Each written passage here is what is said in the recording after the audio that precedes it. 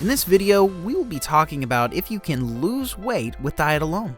We are talking about how much you are taking in, what the best diet is, and also what you need to be aware of before getting started.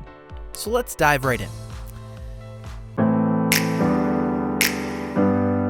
Welcome back to Geezars. If this is your first time here, thanks for stopping by.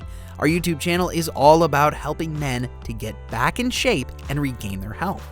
Today, we're going to take the opportunity to talk about something we have all thought about at some point or the other. Can we lose weight with diet alone? We may not be willing to put in hours crunching calories at the gym with chin-ups, pull-ups, cardio, or whatever else people seem to be doing to whip themselves into shape. Hence, some of us might be pleased to learn that we can lose weight with diet alone. So how much are you taking in? As long as you make sure that you take in less calories than you burn, you are more than likely to shave off that extra weight. However, when executing the basic procedure, you must ensure that you continue to maintain a healthy lifestyle. But keep in mind that it is essential to maintain safe and sustainable dietary practices, while ensuring that there are no adverse side effects. You would also be advised to consult a dietitian before taking any extreme measures in terms of your diet. After all, you don't want to lose your health along with weight. Create a calorie deficit. It is indeed possible for one to lose weight through dietary changes alone, but to execute this, you would have to create a calorie deficit. What does this mean? Well, an average person consumes 2,500 calories per day, which is ultimately a calorie surplus, as you usually take in more than you burn. So by cutting off a few hundred calories per day, you will end up with a calorie deficit, which ultimately should lead you to losing weight. This does not mean that you should starve yourself. Just keep it limited to the essentials. Next, beware of certain compensatory changes. Cutting calories drastically is, of course, not healthy, and is usually not sustainable in the long run. This is partly because we will not be able to stick to it, but also because of certain biological reasons. Low-calorie diets may end up causing several side effects, the most obvious one being an increased appetite. However, the ones you need to watch out for are a loss in muscle mass and a drop in the number of calories your body burns daily. This makes it difficult to maintain a consistent weight loss pattern. Most experts recommend that you take smaller cuts in your calorie intake in a way that you can sufficiently compensate for these side effects. Does something like the best diet actually exist? There have been lots of cutting-edge research breakthroughs, but as a rule of thumb, a healthy diet should consist mainly of produce and whole foods. To no surprise, they have been known to be directly proportional to long-term weight management. But as a rule of thumb, note that the best diet is one that you can stick to in the long run. That's right, it should mean that you don't feel obligated to indulge yourself in too many cheat days.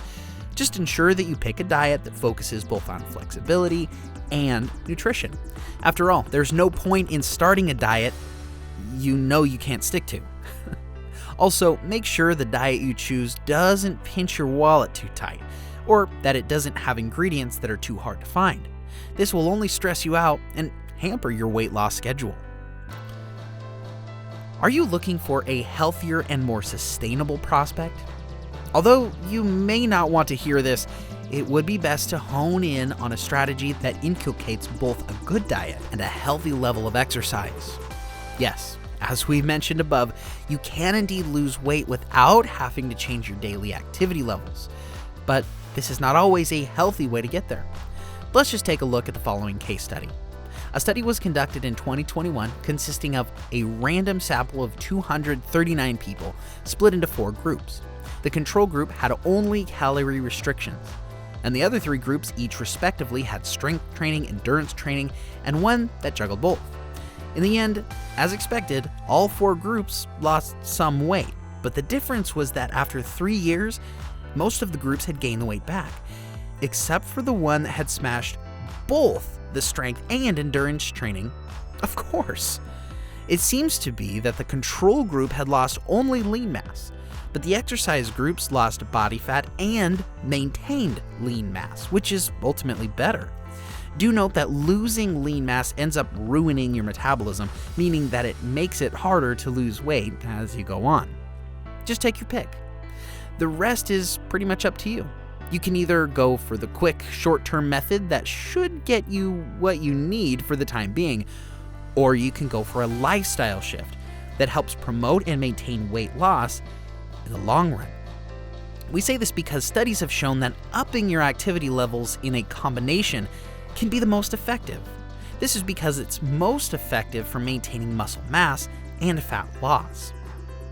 So question of the day is, which way would you pick to lose weight and why would you choose it? Let us know in the comment section below. We would like to connect with you down there, and the others in this community sometimes have the best tips, strategies, and advice. So definitely connect with the community in the comments. So hey, thanks for checking out this video. You should subscribe to the channel if you want more videos like this, and if you want to know how to lose weight in 10 days, check out our next video through the info card at the top right corner.